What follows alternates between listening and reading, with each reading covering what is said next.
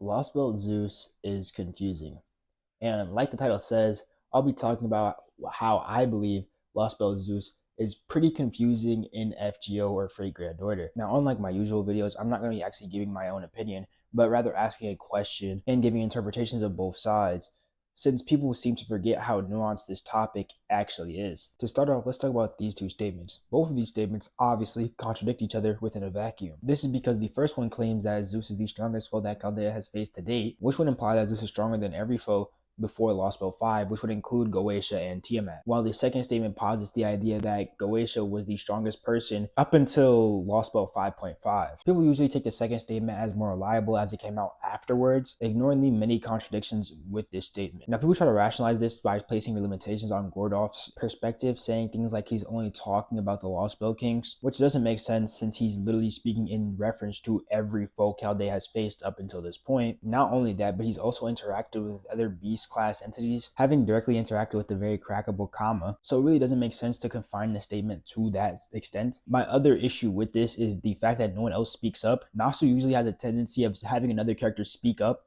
in reference to this type of statement, or at least have some internal dialogue where it's correcting the person. Like Holmes literally does this right afterwards when it's talking about Zeus's thunderbolts in regards to Artemis's arrows, and these characters have seen other beasts. So it's so odd that nobody speaks up here and to contradict the statement. The statement in itself is also predicated on something way weaker than Zeus actually is, which is just his own nature of being a chief deity. That was the only thing that they had like a notion of. Like it was the basis of their theory before they even find out that Zeus was much, much stronger than they had thought. They even go out of their way to show that in the next scene where Zeus uses his thunderbolts as a warning, and literally only Holmes is able to figure this out. Now, the Goetia statement becomes even more inconsistent when regards to Chaos's existence, as Chaos would also be encompassed within Goetia's statement. Chaos very clearly fits in the category of stellar class, with stellar class generally being defined as possessing energy comparable to that of a star. Chaos is directly referred to as a Dyson sphere, and for those who don't know what a Dyson sphere is,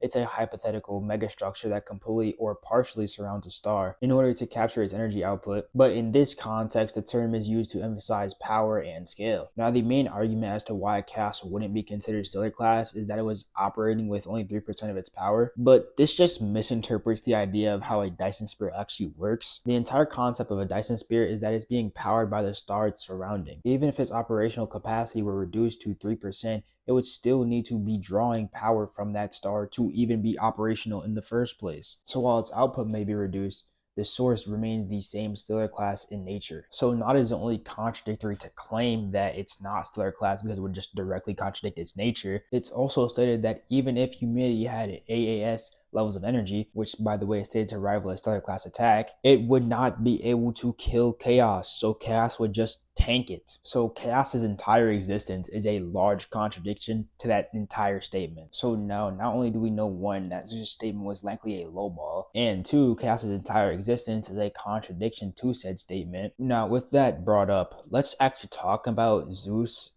and his synchronization with his pantheon as well as his relationship with Safar. Now, as you likely know, before Zeus fought Safar, he had synchronized with the Titans as well as a lot of minor gods. They essentially gained their divine capabilities before eventually doing the same or something similar to the Olympian gods. This state is regarded as chaos and is also regarded as omnipotent, the real genuine omnipotence, while Zeus, when he released the Olympian gods eventually, is considered nigh omnipotent. This is important as Safar herself is considered stellar class. I would like to point out though, this Safar is potentially amped from her normal peak self, which is her final state, but this version is likely even greater because she had more time to absorb things. I'll explain that in a moment, but there's a statement that essentially claims that Safar herself has energy comparable to a star, or that Amaterasu has energy comparable to a star, and that she's reaching that level or she's close to it. This is in her 7th stage or her final stage. And like I mentioned before, I don't think this is actually her peak of power. I just think like this is her final evolution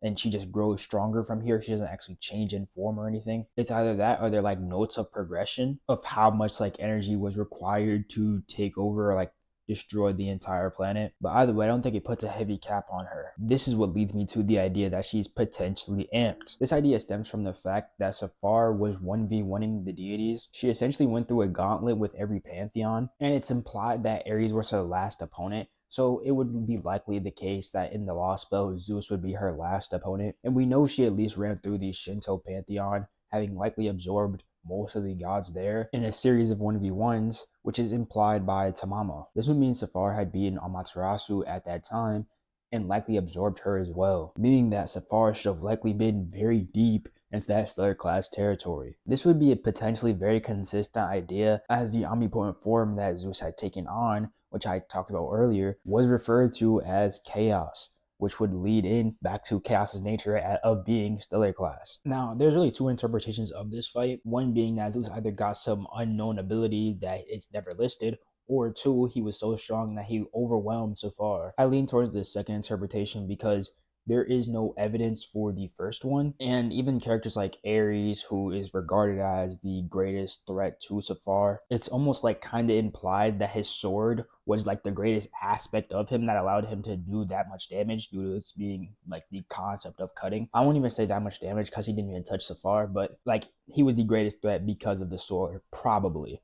And Zeus doesn't use it, or like it's never implied that he does use it in the first place. So yeah, not only do I have an issue with that, but my other issue with it is the fact that Zeus had already absorbed all the Titans and minor gods, meaning he should have had all the authorities of the Olympian gods already, even if they were like significantly weakened. So by taking the first interpretation, you would essentially be asserting that he just got this random ability from literally nowhere. So it'd have to be a power thing to keep it logically coherent, especially considering the idea that Safar was potentially just absorbing his thunderbolts or trying to. This is what leads me into my next point. How much weaker is Zeus after he diffused with the other Olympians? Now, we never actually see Lostbelt Zeus' true power. We only see like 35% of it. We never even see his noble phantasms at that state. This leads us to his relationship with the Olympian gods in context of their authorities. Because not only is it implied that Zeus can use authorities that were gone, in the sense that the user of the authority is gone, like Apollo being dead. He could use Apollo's authority even though Apollo is dead. He can also use the authorities of the Olympians that are already alive, meaning he retained their authorities even after the incident with him merging with them. This idea becomes so convoluted to the point where even Musashi is questioning if he's really omnipotent or not, and she's questioning him internally. These are her internal thoughts, so she can't be lying here. So this is either a message directly from the author trying to display that the idea is more convoluted or nuanced than that, or Musashi's just confused, which is a crazy thing to say considering she already knows about Zeus's Lostbelt origin. Now, the thing that makes people usually just agree with the Goetia statement is Zeus's reaction or like explanation as to why he's leaving. But I always found this relationship with Yulgamuri, or the foreign god, pretty weird. This is because, for one, we know, or at least he was intending to, before the reveal of his real plan, fight the foreign god with Krishtaria's help. Then when his plan is revealed, he states he's running away and he's trying to like escape the foreign god, or it's implied he's trying to escape the foreign god. Now, this is where the problems start. One, Zeus could be just basing the foreign god's strength on the fantasy tree. And if you've seen my Yoga Marie video, then you would know that in Lostbelt 5, the fantasy tree had energy equal to Goetia's AAS, with it overall being considered on the same scale of AAS in the first place. My second issue is chaos. See, there's a statement by Krishtaria the moment Zeus reveals his like real plan, where he implies that Zeus was mainly getting this order or this directive from chaos rather than being purely scared of the foreign god. And then Chaos's appearance literally right after this, like, or right after he's defeated, would just make this interpretation even more consistent. So even if we put both of those interpretations together, where he's both like slightly scared of the foreign god's true power in the sense that he thinks it rivals AAS, which is stellar class, and that he cannot disobey his father or the primordial chaos, none of this would really contradict Zeus himself being third planetary or even higher. Now, I was going to make that argument that I made in the Quetzalcoatl versus Goddess Rangomaniad video, or Rangomaniad, as to why the fifth Lostbelt would be stellar class, but I've decided not to, just to save myself time, and you can just go watch that video to see the argument. But I'll make another one where it's regards to the chief gods and their potentially stellar class existences, as we have at least 3 instances where we have a chief god fighting a stellar class existence or being able to output energy equivalent to something stellar class. Like, for instance, we have Quetzalcoatl being capable of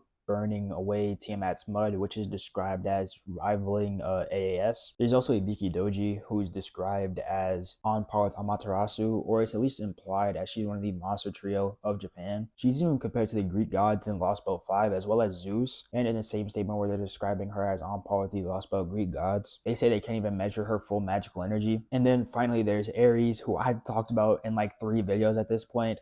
If you haven't seen my TikTok, I've talked about him in there when I was referring to chaos or talking about chaos, where I made a video about chaos, holy chaos. And there's also where I talk about him in my Goetia vs Tiamat video. So just go check those videos out where I explain why I believe Ares would just have to be around that level. And by the way, this video has been in the making for like months now. Like that Quetzalcoatl video I made, I pushed that shit out like a month ago or maybe 2. And that argument for Goddess Rongo from there was from this video, or like from this script. Like I made that argument way earlier for this video and I still didn't post this one. Anyway, this was all my thoughts on the very confusing scaling of Zeus. So while you may think that I am overthinking it or overreaching, that's fine. I'm just looking for more rationalizations or interpretations on how Goetia's statement could work without being considered contradictory for either statement. I hope I got you as interested in the topic as I was for a period of time. But yeah, other than that, I hope you enjoyed, and peace out.